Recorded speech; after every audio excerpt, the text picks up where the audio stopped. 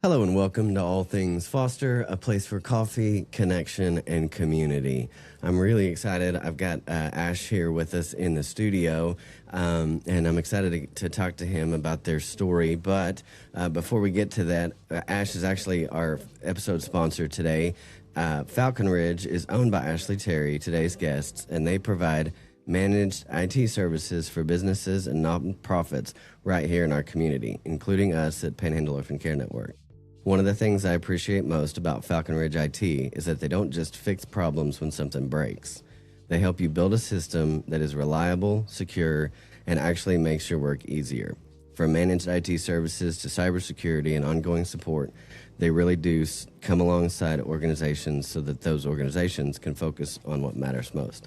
If you're a small business or nonprofit looking for trustworthy, responsive IT support from people who genuinely care, I'd encourage you to check out Falcon Ridge IT at falconridgeit.com. Falcon Ridge IT, supporting technology you can count on from people who understand the value of showing up. Check them out at falconridgeit.com. Well, Ash, thank you for coming on today. I'm excited to talk to you. For sure. Yeah. I'm excited to be here. Yeah. So, ironically, Ash. So Brittney is my part-time assistant, and so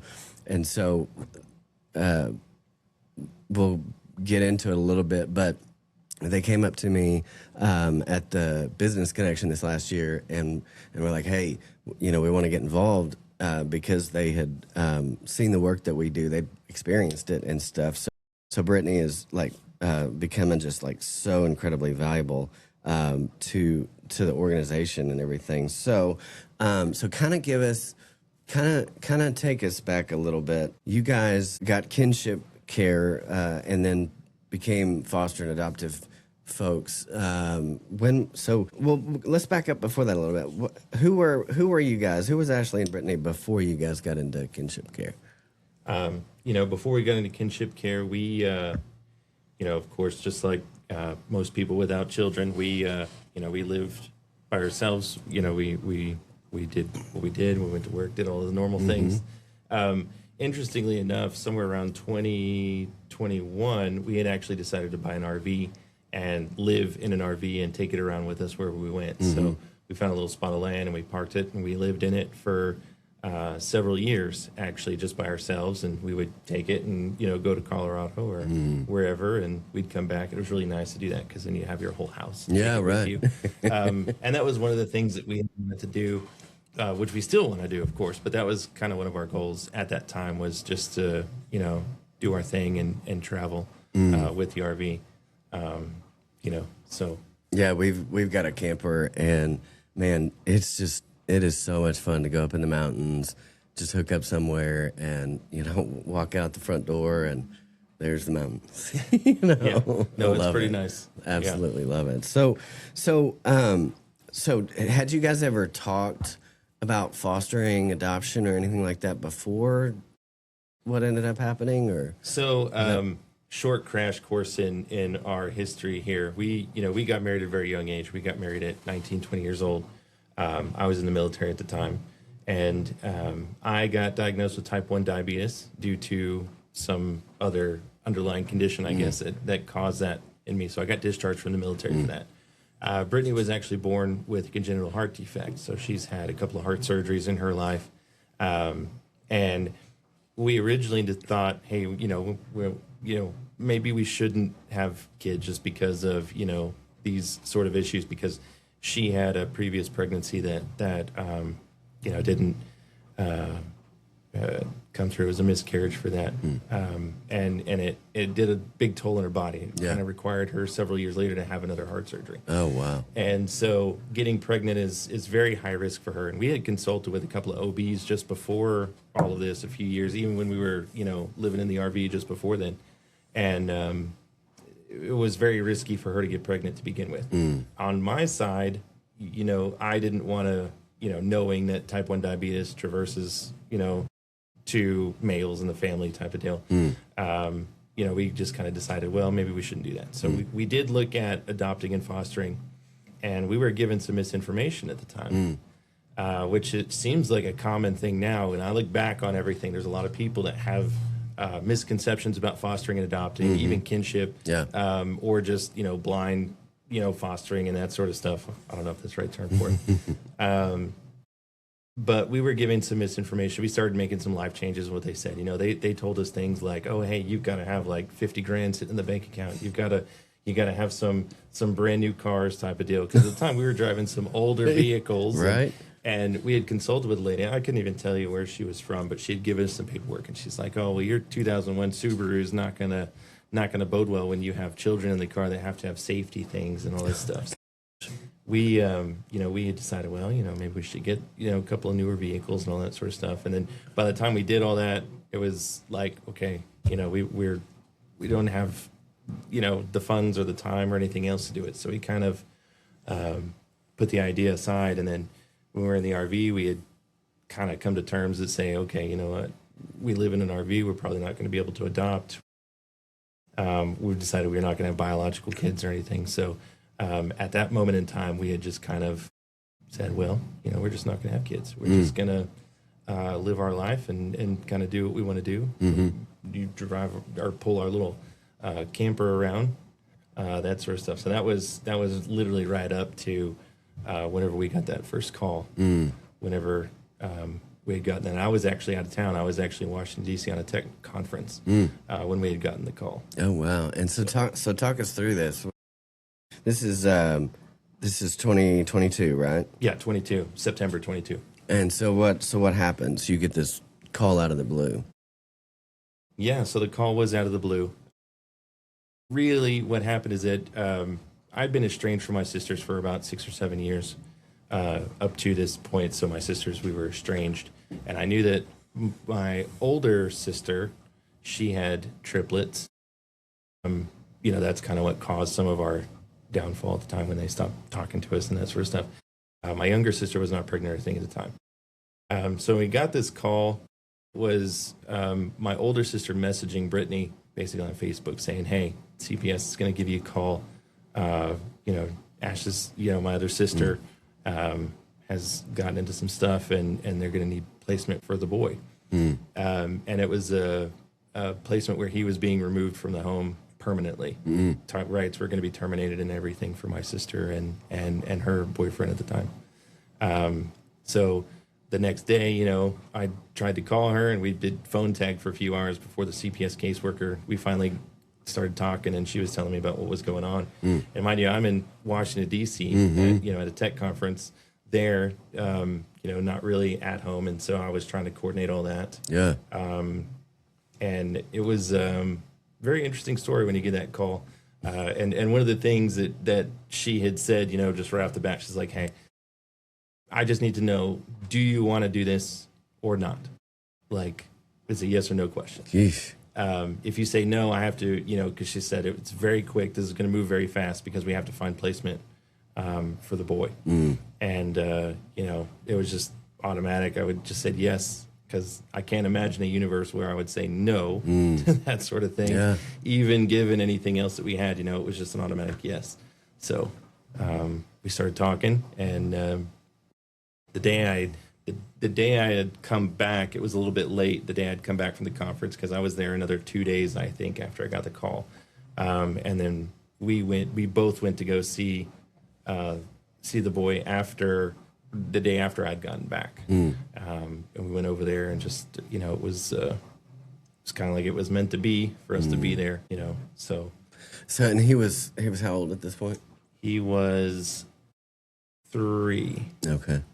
Because he was born in 2020, so he was 3 at that time, and his birthday's in February. Wow. Yeah. So what? Maybe he was 2. Yeah. So I mean, you guys have resolved, like, it's just going to be us, right? And then this call just comes out of the blue. Yep. I mean, talk about whiplash, right? Yeah, and it really wasn't that much time before we had kind of decided that we weren't going to pursue children or do any of those sorts of things. We had really just come to terms with that probably that same year, just a few months prior to that, I think, was when we had kind of both decided. Obviously, I can't speak for Brittney when she really decided, but, it was kind of a thing where we're just kind of like, all right, well, It just kind of resolved that it's going to be this way, and then bam. Yep. Right, wake up. Yep. That's exactly how it was. Yeah. And then living in an RV, you start thinking about, okay, what are the logistics of having a child in an RV that's that just me and my wife live in. We had a couple little dogs at the time. You have to start thinking about those little logistics like, okay, does this lady know that we live in an RV? What are the things that come with that? Are we going to have to move into a house? Are we, how much time do we have before, so there's all these questions that start running through. And me personally, I was just kind of like, it doesn't matter. We'll figure it out. If we're going to move into a house, we'll just move into a house. Right. Whatever we got to do. Yeah. Not saying that that's easy. And I'm not saying, we could just do it, but I'd find a way to do it at the time. And that's why I told Brittney, I said, what are we going to do to make this happen? Because if we weren't able to take him, or if we had denied taking him, he was definitely going to go into state foster situation for adoption. Yeah. So it was not good because he was in there for a month or two before he was with another family member of his, and that didn't do so well. He didn't have a good experience there at one of them, and the second one was a really good experience. So he was actually at two. He had two playmates. He was in two group homes before he went to his biological grandmother's. Oh my gosh. And she was in her 80s. And so since she was older, she couldn't keep taking care of him because she was getting older. It was really hard for her to do that every day, taking care of a 2 or 3 year old, on top of also probably watching other children too, his nieces and nephews, the triplets, like I'd mentioned before. Okay, so she had them also. She had them on certain days. They were not removed from her sister, but she would still watch them. You know what I mean? You got him as little toddler, and then you got some other children running around for an 80-year-old woman by herself. She lives by herself. It could be kind of difficult. That's when the CPS workers and stuff said, well, we have to find another placement. So they were the ones pushing for that because she was older. Right. So how long between the time you get the initial call from CPS until he comes to you guys?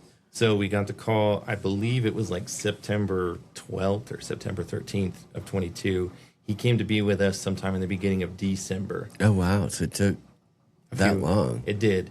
The upside of that was that from the first day that we saw him, we had authorization to basically go visit him every day and then actually keep him overnight on the weekends. Okay, so it was a gradual transition. It was a gradual transition. So that's good. Yeah, so at first we would just go visit every day, and we go, take care of him at nighttime before he went to bed. We get off work and go over there. Okay. And then at some point, I think it was only a week or two after that the CPS had allowed us to have overnight visits on the weekends. And so we'd go pick him up on, Friday night or Saturday night, and we'd keep him and then bring him back on Monday. Okay. So he'd stay the weekends. And then after we got all the things, because that time period from September to December, we really just went through the home inspections, the interviews, study, all that stuff. The home study. And it really just took a while to get through all that sort of stuff. Yeah. And I think CPS wasn't super worried about it because we were keeping him on the weekends. So maybe that was part of that decision. Yeah. So we did that, and then December he came to be with us fully. Okay. All right. So what's that? I mean, what's that like for you guys? It was life-changing for us. It was definitely, like you said, it was kind of a whiplash shock type of deal to have it. But, we weren't new to taking care of children or anything.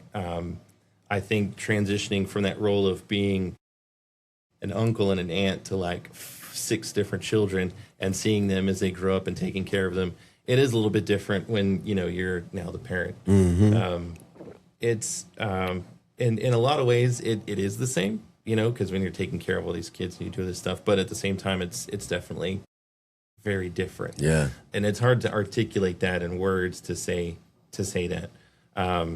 But yeah, when he came to live with us, it was life-changing. It was a great moment. We were absolutely thrilled because one of our deepest things originally was that we did want to have children. And then, as I explained, we kind of came to terms that really wasn't, in the cards for us. Yeah. And that was kind of hard, It was kind of a darker time to go through to Sure. realize, hey, we're never going to be able to do this, but this is something we wanted to do. Yeah. And then one day it just happens, Yeah. like a phone call away, and then just a day or two later, then you have this little boy living with you. Wow. Or not living with you, but you're seeing him, and hey, You know he's that gonna come you're live with us. working towards this. And, Yeah. yeah, and then basically from that first call, the entire goal was to adopt him. Yeah. Fully. That was the goal from the very first call that we had with the CPS worker on him. So yeah, and one of the biggest challenges at that time was actually living in the RV, which is very interesting. Because the difference between kinship and adoption or fostering and adoption is that if you're solely doing a kinship placement, they don't really care. As long as he's got his own space and he's happy, that's what they want. Yeah. But once you move into that realm and you say, okay, we're not just going to do kinship now, we're going to do fostering, where you're going to do adoption, but then you have to transition through the fostering to the adoption. Yeah. Once you transition from the kinship into the fostering, there's a lot more things you have to do, and there's a couple more things that they want. Yeah, the rules change for sure. Yeah. Yeah. And we were a little misled at the time because they had originally said, oh, no, it's fine. You can live in your RV. And I asked them like 100 times, I said, hey, are you sure? Because it seems weird that you're saying it's fine, and we've always been under the impression that it's not, that people have to have a house. And so we kind of got some information on there. So at first they said, yes, it would be totally fine. And after they had already taken some time, a few months of time to go through and look at it, then they decided, oh, hey, nope, you can't do that. And then that started a whole nother chapter of things in this adoption process, which was transitioning from where we were living, where we had set up, where we had decided, hey, this is our home. Yeah. And then also that was also another life-changing thing, because then we have to say, okay, you've got to get rid of all that. You got to do something else now. With the adoption, with the kinship and the fostering and the adoption along with that, then we had to change everything else about our lives, where we live in and what we were doing, that sort of stuff. Right. So what was the first few days? Like you're not back and forth anymore. He's there. He's with you guys. What's those first few days? Right? What was hard about that? What was, was it scary? Was it like exciting? What's it like? I think in our experience, I don't think it was scary at all. I think it was great. I think it was very exciting. I remember one of those nights in those first days or so, I was laying in bed, we were trying to go to sleep, and then, I told Brittney, I said, we've got a child living in our living room. We have a son. We have who's sleeping in there basically at that time, because like I said, from the first moment that we got the call, it was, okay, we're going to adopt him. Yeah. And so there was never a question about that. It was always, that's the goal. Yeah. And I remember just kind of being in awe, saying, about how that comes about, and it's one of the only things it's one of those things that is divine. You know what I mean? Yeah. God's really the only one that could flip the switch to make that sort of thing happen, especially for us in the position that we were.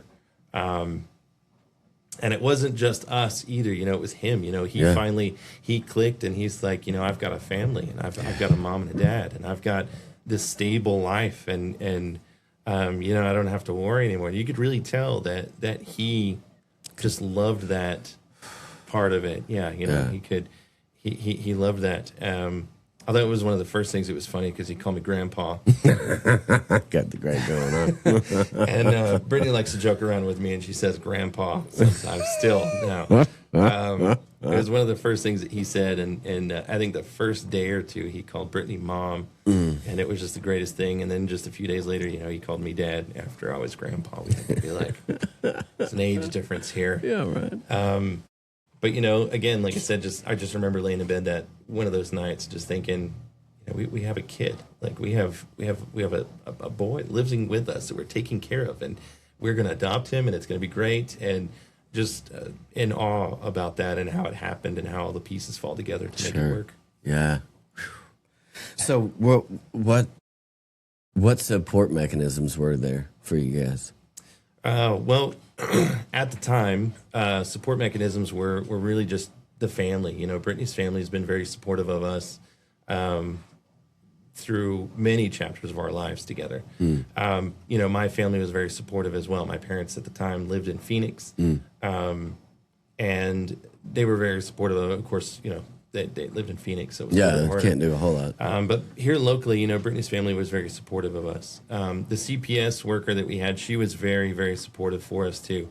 And then at that point, it was a changing point between my family and my sister's family. So we're half siblings. We share the same father, but we have different moms. Yeah. And so that was also a change in dynamic of my family too, you know, in that moment, because like I said, that we'd been estranged for almost 7 years at that time. Yeah. And now that we're adopting the boy, you know, they decided to come back, and you know, they want to be a part of it. They want to stay a part of his life, and they were very respectful about it. And they said, you know, we've had some issues, and we you know, make sure that you're okay with us being here, because we'd like to be here. And you know, without hesitation, yes, obviously it's totally fine. You know, like we want him to have as much family as he can. You know, because when you're in that position as, you know, a child that's had his parents' rights taken away and he doesn't fully understand it. And in a lot of ways he does. He's a very smart boy. And a lot of these children are really smart, and they do that because of the traumatic experiences they get put through. I think I've seen it. I feel like I've seen it a lot, where these children, and so it's a spectacle for that. He's very intelligent, and he needs that support system, and he you know, he can articulate that, you know, his family was changed and all these sorts of things.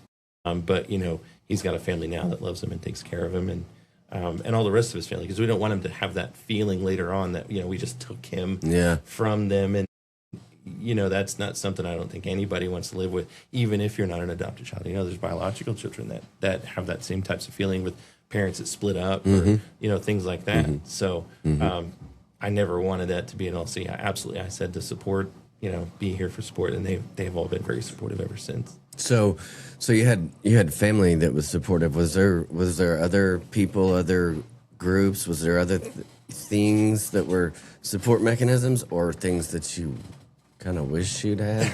At that time, we were blind going into every bit of this. We had no idea how any of this worked. We never even dealt with, you know, lawyers or police cases or judges or any of this sort of stuff. Right. So it was all very new to us. So at the time, being naive as we were, we had no support really from a lot of things from outside of our family. Right. You know, organizations like yours, we didn't know about. We didn't know about a lot of the other resources that places have for that, you know, because when you get the call, you basically say yes, and then the CPS worker's like, here you go, this is what you got to do. We're going to come to your house and psychoanalyze your brain, make sure you're okay, and all that sort of stuff. Yeah. And they're more focused on all of that more than they are, okay, what do you need? Yeah. And luckily for us, you know, we're you know, we had just kind of gone out. We got him some stuff. We made him a place. We took a lot of his belongings with him, but we just tried to make it as much of a home as possible for him, and center that home feeling for him, and sort of the rest of the family. But as far as outside goes, we had no idea that places even existed. Yeah. We had just by happenstance run into the adoption agency. It wasn't somebody we looked up or even had that. One of the ladies that worked for the adoption agency lived right across the street from his grandmother, and that's kind of an interesting story because I got him a little drone one of the few days. It was just a little drone that we were flying around and ended up in a tree. So we went over there to see if we could, and I told him, well, we got to knock on the door and see if they'll let us get it out. Sure.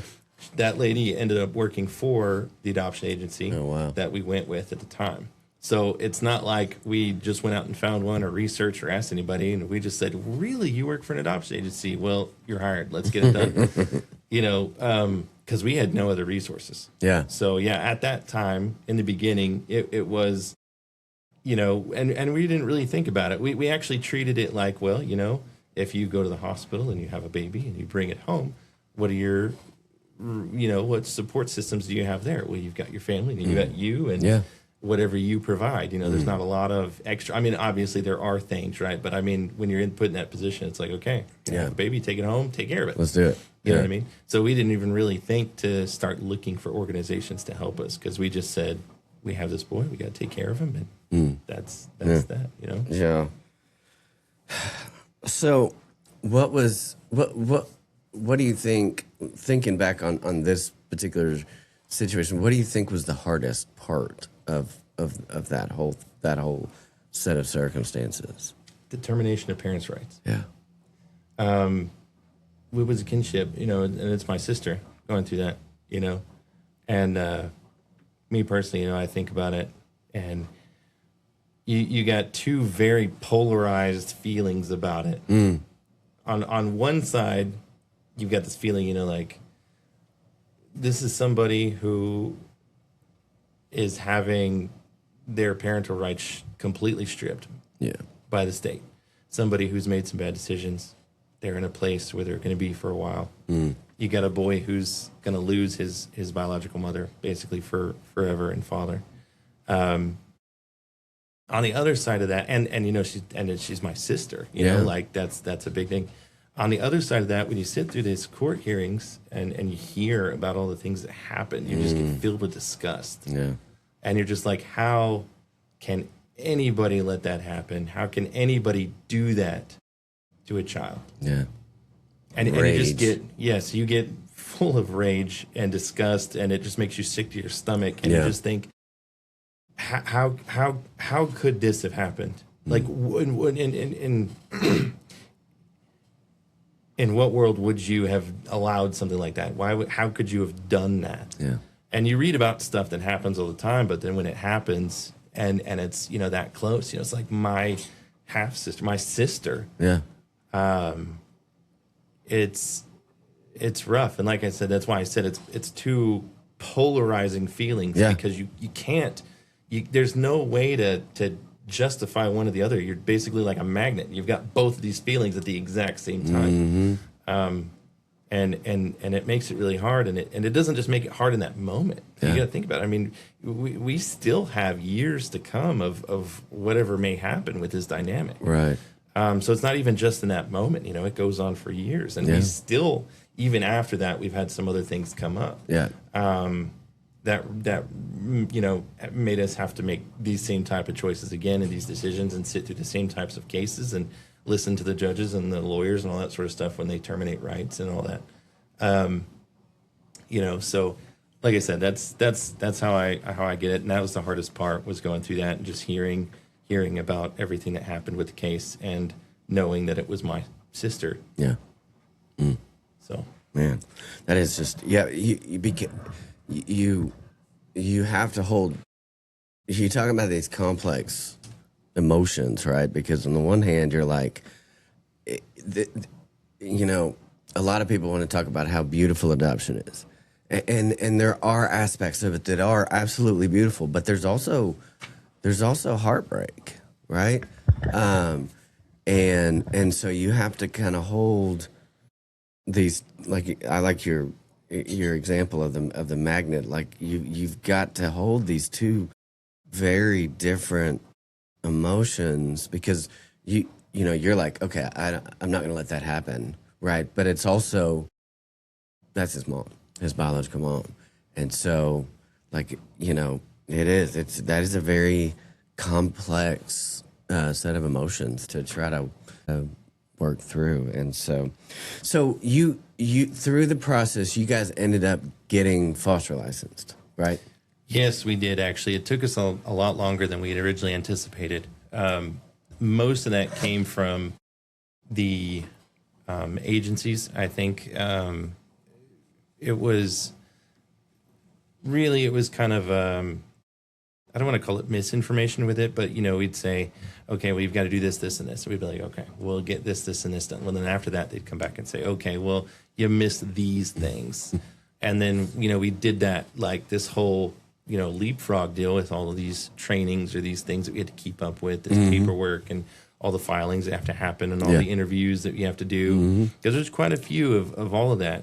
And so, yeah, eventually we did get it. Was almost a year later. Wow. It was, yeah. And during all that, of course, like I said, we had to move into a house. Yeah. We had to get all set up in a house. We had to get the house up to code. We had to go back through the home studies again. Then we had to do all the trainings. We had to do all of it. Yeah. And it was not easy to do all of it. Yeah. But, we did it, and we tried to do it as fast as we could. And the timeline ended up being about a year. Where it ended up being, I think we adopted in October of 24. So it went through, so it was almost, I guess it would have been almost 2 years, because we had gone through 23, and then the end of 24, we had adopted him in October of 24. So yeah, I guess it was 2 years now. I'm thinking about it. Yeah, my brain is so it's and it's a whole. and then once you've the difference between the kinship side versus the foster side, the paperwork that you have to do that you didn't have to do, and this and that, and oh my gosh, the biggest one is the trainings, because when you go into kinship, interestingly enough, you don't have to take any trainings. I think the only requirements we had was that we had to have a fire extinguisher. During the home study, they checked for fire extinguisher, smoke detector, carbon monoxide detector, like physically in the home, which was in our RV. Of course, then they're making sure there's food in the fridge and stuff like that. Basic stuff. Basic things. And then the only other thing I think we had to do was get CPR certified. When we switched and we made that turn from going kinship into fostering, that's when they lay on all the trainings, and then they say, oh, hey, by the way, the state's going to send somebody out. We don't know when. Somebody's going to show up from the state, and they're going to want to poke and prod at everything. Yeah. And then at that time, then you've got all this stuff with medication logs and child status reports. Double locks and meds and all that. And see, it's a weird dynamic, because in kinship, that stuff is really not there. Yeah, it's not. And so you have to do that. And I think, to be fair, it does make sense for that, because when you do a kinship, it's like a last minute thing. You're like, okay, this child has to be placed with somebody. We want to put them with family, but it needs to be quick. And you know, you don't have a lot of people that can just go through and be like, in a day, say, I've got everything done. Yeah. So the kinship, it does make sense on that. The fostering deal, when you move into that, I understand the reason for all the rules and all the things. I think some of it's a little extreme, in my personal opinion. It's a little interesting for some of that stuff. But again, we did it. You just got to play by their rules and do what you got to do. Yeah. And that's really it. So yeah, it was very interesting making that transition from kinship to fostering. Yeah. You're like, wait a minute. Okay. It's like, she's got a skinned elbow. Oh my God, there's a form. It's like he had a fever last night. He's teething, but he had a fever. So I got to fill out a form. Like, oh my God. Yeah. I think the one that gets me is that when you call the hotline, it's like the sexual trauma type of hotline, and you're like, no, this is not that extreme. This is like, he's got a communicable disease, which is a common cold, and then you're like kind of, and I had to confirm with them when I called and say, am I calling the right number? That's like, it wants me to do this stuff for like some sort of like terrible thing that's happened. It's like, no, he's got the flu. And they're like, well, you have to report it. Yeah, it's a communicable disease. But you have to go through this one, and they do. So I was like, okay, I'll sit here. And then the prompts are just like the worst thing imaginable. And I'm like, no, I'm not reporting any of this terrible stuff. Like, he has the flu. And then you get on the phone and you're like, he's got the flu. So, but you got to do what you got to do. Yeah. So what thing do you think surprised you the most about the whole getting licensed process? Really, I think it was, again, going back to some of the trainings that we had to do.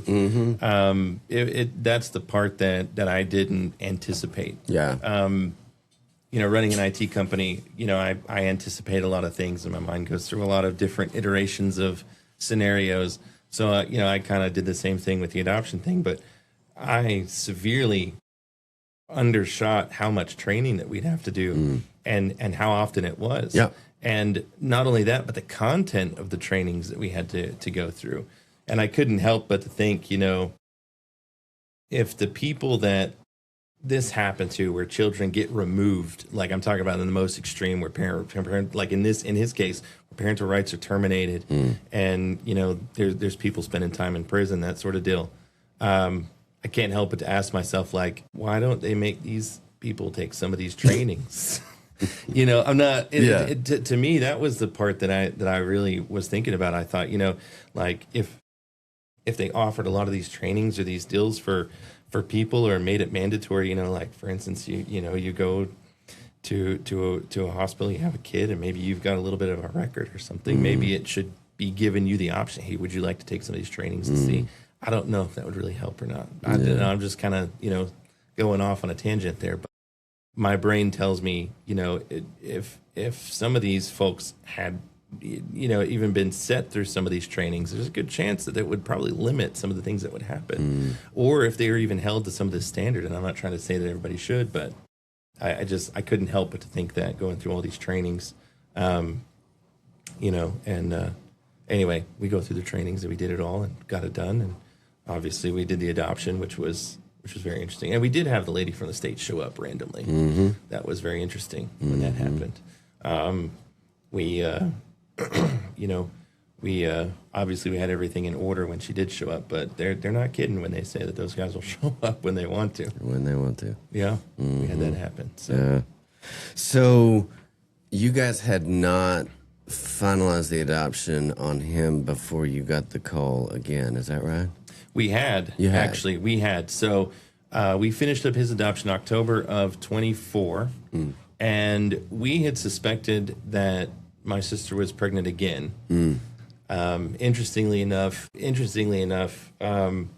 caseworker had called us at the time. The caseworker for bring-in, she called us and she said, "Hey, do you know if your sister's pregnant again?" I said, "Well, I don't know. I don't know what we. I don't even know what we do." And she said, "Well, I had this crazy dream that she was pregnant. She's going to have a kid." Oh, wow. And I thought, well, that's weird. Well, almost the exact same time that she was saying that, our son, he had said, "Hey, Mom, I want a baby sister." And we're like, okay, well, let's see what we can do. Let's get settled in and let's see what we can do. And this was back in, I don't know, February or March of that year. And we had adopted him in October. So he had already talked about this several months before. And tracking down people in the prison system is really not that hard. You can just do a search in the Texas inmate deal and find out who they are, where they're at, when they're going to get released. A little bit harder to find them when they're in county jails. Yeah. And my sister had bopped around and done some things and ended up in jail in a halfway house and this, that, and the other. At some point during all that, in February or March, she actually did get pregnant. We had no idea. Yeah. So when we had his adoption, we asked our lawyer, which the adoption attorney that we actually used was Bill Hanker. And he's a great guy. Yeah. Love him. And so we started asking him, hey, how would we find out if she's pregnant again? And he said, well, I'd have to check, and we'd have to pull some strings and figure out, what's going on. Well, then that was in October. So in November, we found out that she was pregnant and she was going to give birth. Her original due date was November 11th, which means that the conception date was in February, which was ironically the same time when the caseworker randomly called us and Elijah started saying he wanted a baby sister. So it's very interesting. And I just like to put that in there because, again, a lot of this stuff I think is divine, God's work. Great. And a little boy said he wanted a baby sister, and it happened. And so anyway, she was due on the 11th, and we had just found out about a week before that she was pregnant.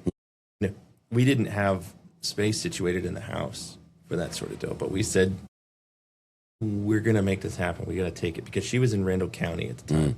And you can't have a baby in jail with you.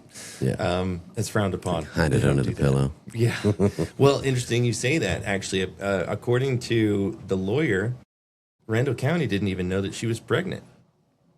she claimed that she was fat, and I guess she refused certain things. So she would just say, "Oh, I'm fat," but then she would also ask for more rations and stuff in the jail. She'd ask for more food, and they wouldn't give it to her. Well, then I guess one day, a week before she was supposed to give due or have the baby, then she finally coughed it up and said, "Well, I'm not fat. I'm actually pregnant." And at that time, the jail scrambled to get her on stuff because she didn't have any of the prenatals or anything, nothing at all.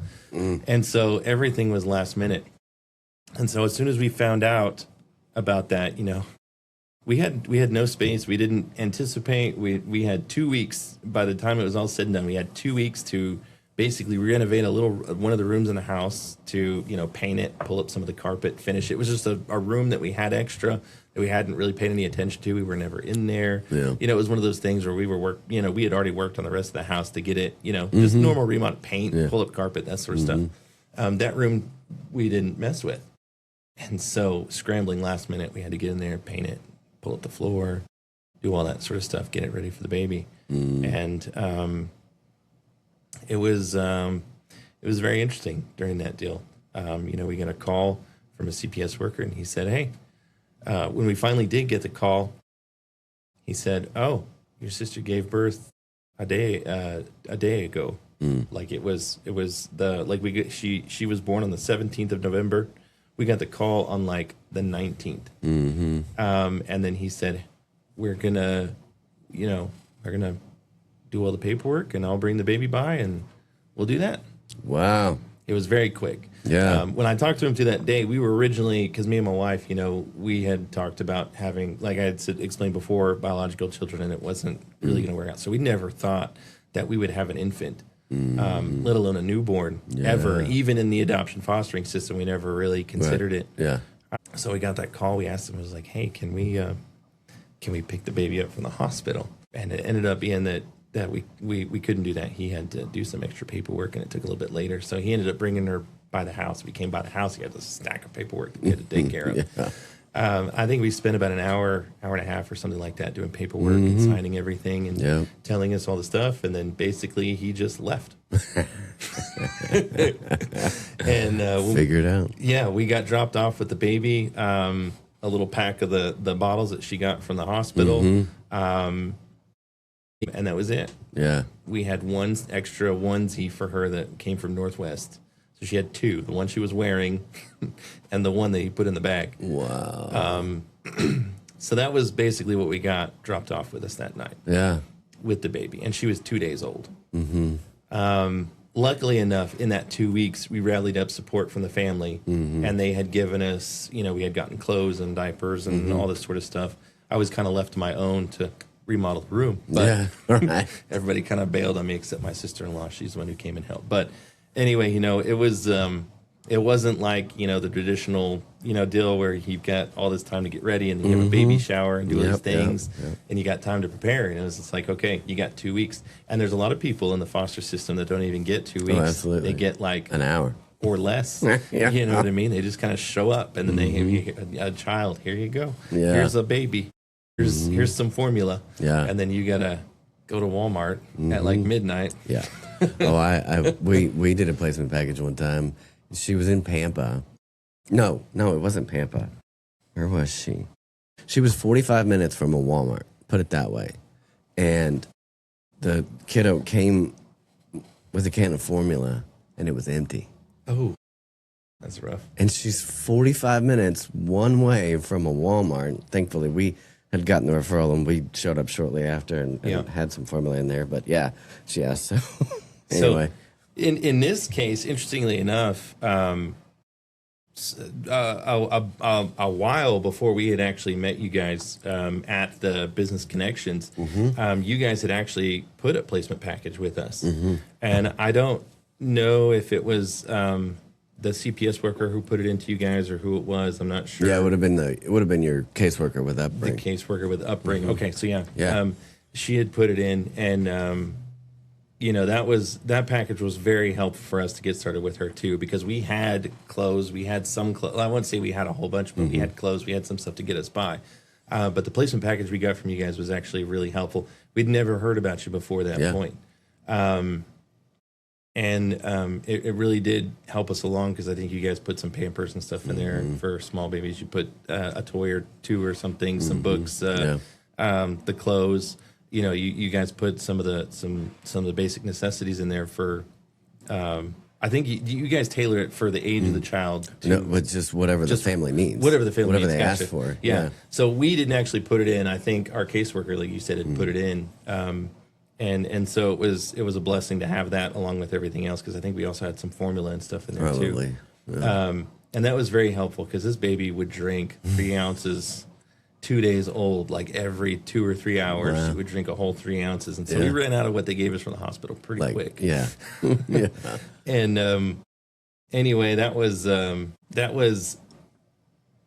just as powerful, if not more powerful, as when we got our first placement originally, the boy that came to live with us, and we adopted him. It was very, very powerful. Not only that we were given the opportunity to, foster and adopt and all that sort of stuff, because at that time we weren't even sure if we were going to adopt her. That case was different because, technically she wasn't subjected to any type of abuse like her brother was. It was just that my sister was in Randall County and she was pregnant and she gave the baby. Well, my sister was supposed to get out in December. So like a month. Well, actually, okay, so it was longer than that, but the judge said, well, we're going to commute your sentence and we're going to get you out in December. And the caseworker on that side had said, well, I got to go set up a family plan and we got to try to do all this stuff. And less than 10 days after she got out, she went and stole a car. Shot up some drugs, ended up right back in Randall County. And that was the point when we said, okay, we're going to pursue adoption. And so, because we were, as reluctant as you get a small baby and you want to think, oh, hey, I'm going to take care of this baby and we're going to adopt her. Well, it's not always the case. It's hard, not to get attached to some of these children, I imagine, as they come through foster care. I can only imagine that. We have not had that experience because we've only had the two and adopted the two. But at the time we weren't sure what was going to happen. So we were just stewards of the basic of the baby at the time. And then when she went back to Randall County, we made our decision. We're like, we're going to adopt. Yeah. Like my sister needs to get help and she needs all those sorts of things. We don't need to throw a baby into the mix with her. And us being family, we always said that, she would be able to have a relationship with him whenever she gets much better about that sort of stuff. But it was a very powerful impact anyway with us taking on a newborn. It was a very new experience for us and something that, we wouldn't have unless, again, God hadn't put it in there for us to do that and be in that situation. And then at the same time, answer the prayers of a little boy who said he wanted a baby sister. Anyway. So, I know you kind of talked about some of the stuff. What stands out to you, if you can remember, in the placement package? What do you think? Or has Brittney said this was, or something like that? What do y'all think was? You had the book, which I think you have on your shelf there. Yep. From Robin. So sorry, Robin Goebel. The book about big baffling behaviors. That book actually stood out to me being in there. I think we've read through part of it. I don't think we've finished it. We're very busy with a lot of stuff, so we get a lot of time to do reading. But I think that's the one thing that stood out to me in the placement package. That and the giant duffel bag that you give. It's like you could put a couple kids in there. Yes, you could. So that duffel bag was in there. Unfortunately, we didn't have space to store it all the time. The duffel bag. Anyway, so that book I think was one of the things that stood out to me in the placement package, and I think there was formula in there. So that was definitely a moment to where, hey, that saves us $40. Yeah, because that formula and because none of them are on just like basic normal formula, right? They're all on like the most expensive formula that there is, and so you're like, yeah. And we tried to change the formula once. Because that's a bad idea. And it was the worst decision we ever made. And we're like, well, we could save a few bucks with the other one, but it's not good for the baby. So we switched back to the more expensive one. Right. No doubt. So, so you hadn't heard about us before then, and then hadn't, I don't think, heard anything from us after that, right? after No. the placement package? Actually, we didn't. You guys kind of came in on, again, the referral of the upbringing worker, and did your thing. You dropped it off. You gave us some information, and then that was kind of it.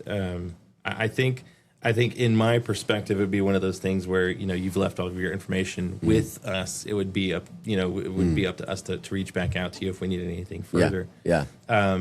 And I think that's great, because you don't want to be too pushy on families whenever they take in those children. It can be very difficult. I think, I'm not sure, but,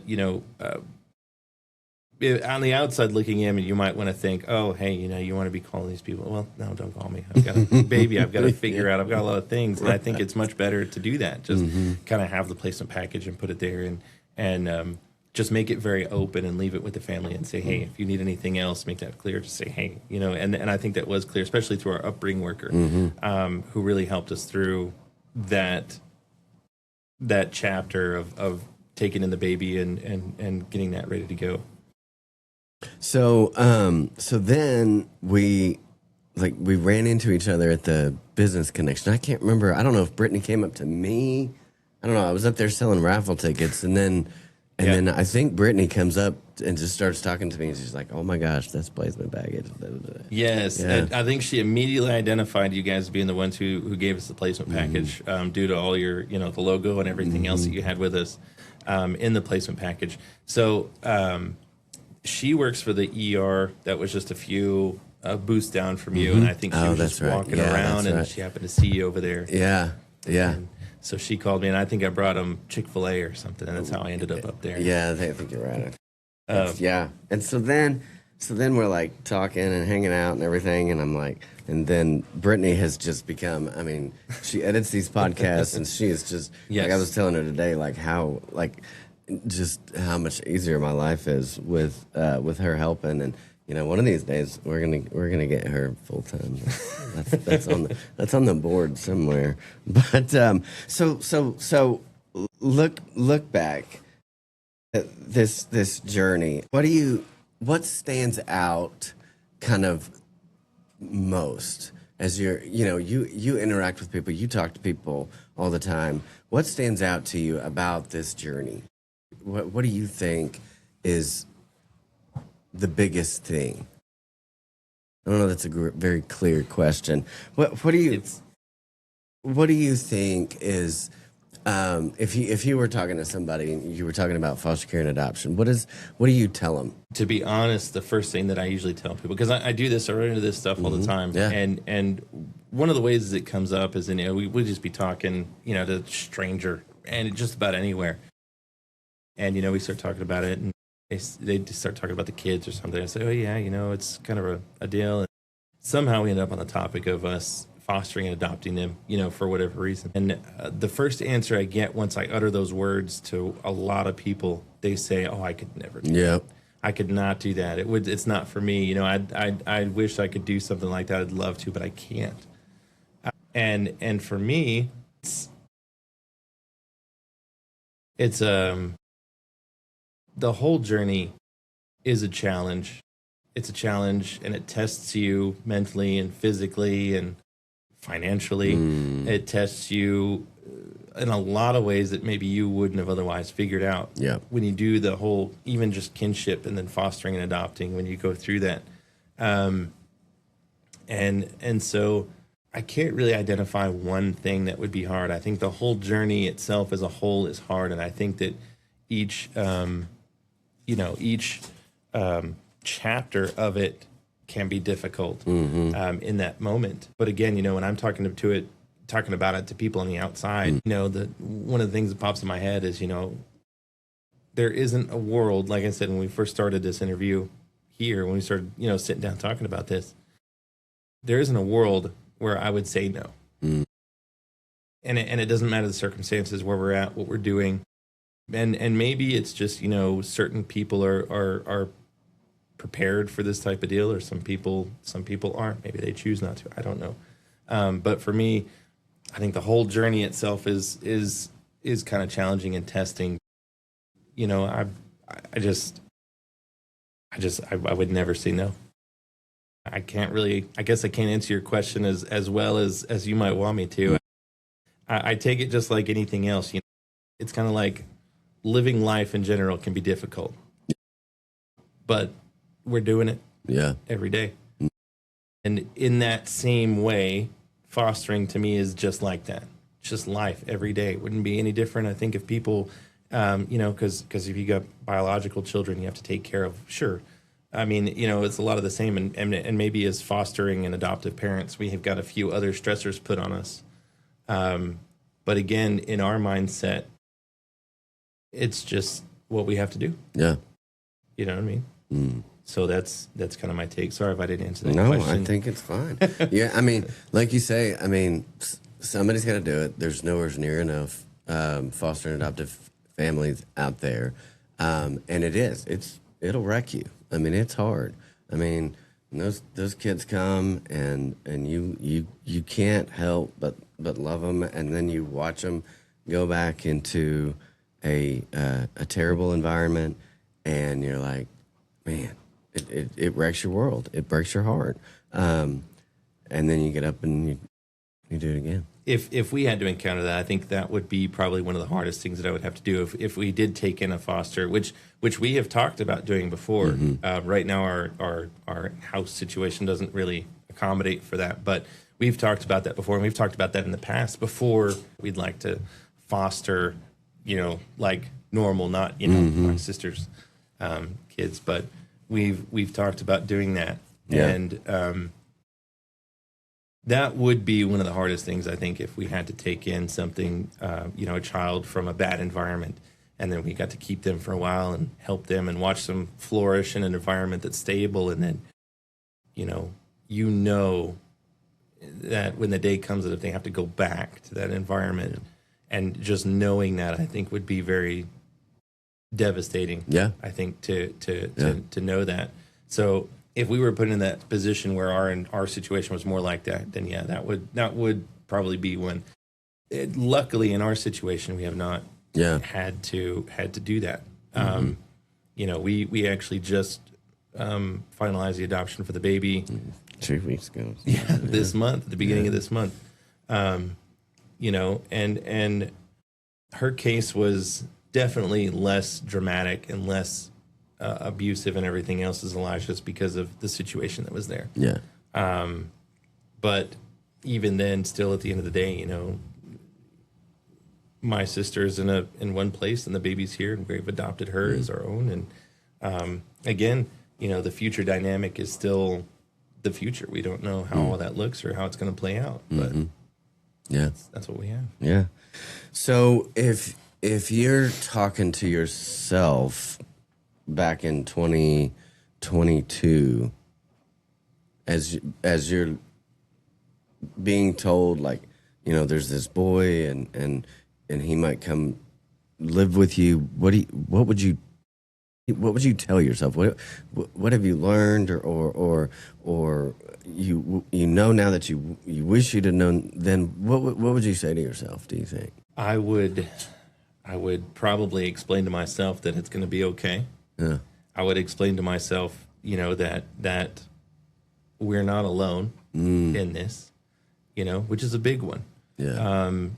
You know, of course, you got support from your family and stuff, but the rest of our family had never been in the situation of taking that in. We'd never been exposed even to the whole situation. Yeah.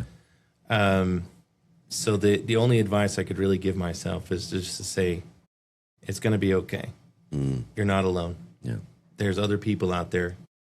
There's resources. There's a pathway. You know, you're not the first. You're not going to be the last. And I think that's what I would tell myself, just reassurance that it's going to be okay. And again, you know, I think our faith is really big in our family too.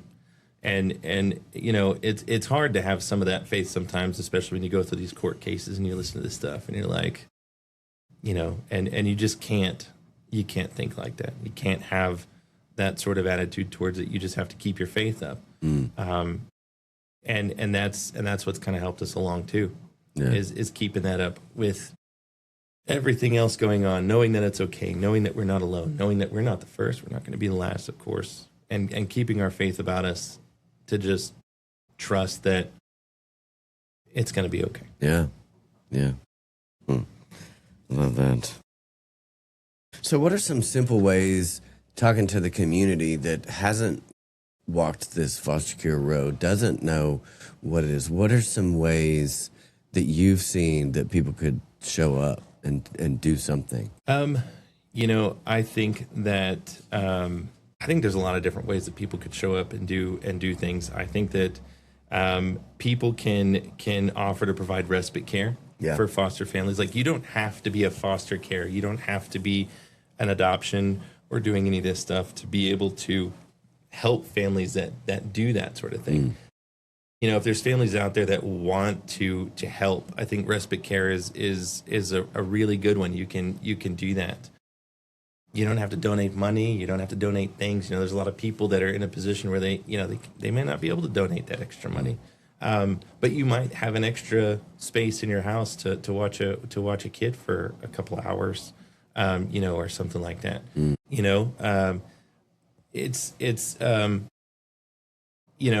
There's obviously there's other ways to do that, but I think the respite care thing is very helpful for people. I think that as a whole, I do think that people should have I think there should be more community support for children who have been adopted and maybe have moved out of their adoptive parents' house.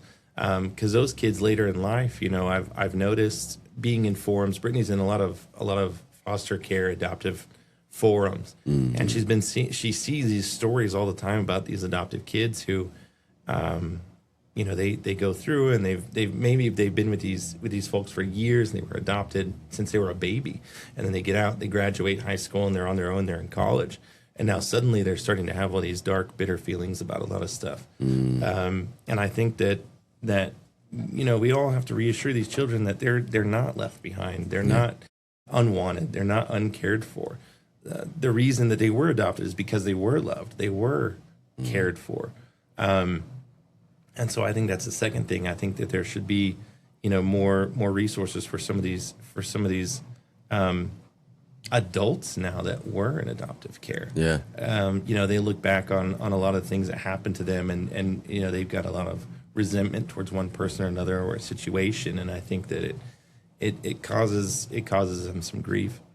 Just based on what I read and what Brittney tells me about some of these forums that I've seen before too. Yeah. And a lot of these people that come out and they talk about it. And I think it's horrible that something happened to make them feel like that. Yeah. And so I think a lot of that, can be helpful. But again, as far as the media, I think respite care for these families is very helpful. They could help. And sometimes some of these foster children, as you well know, they come from horrible places, and they can have some really big behaviors. Yeah. Baffling behavior. Exactly. Yep. And just some time away, or maybe even time away from the adoptive parents or foster parents could help them. So I really think that's a big one that people can do, and they don't have to donate money or anything else, just a Saturday afternoon. Yeah. So. Yeah, it's huge. It's absolutely huge. It is. For sure. Man. So guys, Ash, thank you for coming on. Guys, in case you aren't familiar, we do the podcast. We also do placement packages for kiddos coming into care in the 26 counties of the Panhandle. Last year was our biggest year. We did 161, which is absolutely mind-boggling, more than double what we did the year before. But there's about 600 kids that come into care in the 26 counties in a given year. And so we've got a long ways to go to get to where every kiddo gets a placement package. And so we need your help to get there. There's a bunch of different ways to get involved in that work. Setting up a monthly donation, $100 a month buys us all the clothes we need for one placement package. $50 buys us a case of diapers, and $10 a month buys us one outfit a month. That's huge. Volunteering, delivering. Guys, I don't know if you guys know this, but the Panhandle of Texas is the size of West Virginia. Did you know that? The 26 counties of the Panhandle is the size of a state, the state of West Virginia, right? And we're covering that. We're delivering all over the place. Sometimes we're driving an hour hour and a half, 2 hours one way to deliver a placement package. And so it takes a bunch of resources to be able to deliver these placement packages. Maybe your small group at church, maybe your business can host a Moses Closet drive. We have 3 Moses Closets where we store a whole bunch of stuff, and everything we give out to our families is new. So, guys, if you're interested, go to our website, panhandleorphan.org. If you want to donate, panhandleorphan.org/donation. Set up a monthly gift right there. Shoot us an email, panhandleorphan@gmail.com, if you're interested in volunteering. And so, again, Ash, thanks for coming so stinking much. I think you guys' story is just really, really great. And again, I appreciate you guys, your help with all the network computer things that I've got going on, and then Brittney's help has just been really, really great. So thanks again, guys. Tune in next week. We're going to have somebody on that'll be really great, and so check us out. And don't forget, like, comment, subscribe, share. We want this message to get out to all over, and so we need your help to do that as well. Thanks, guys, and have a great week.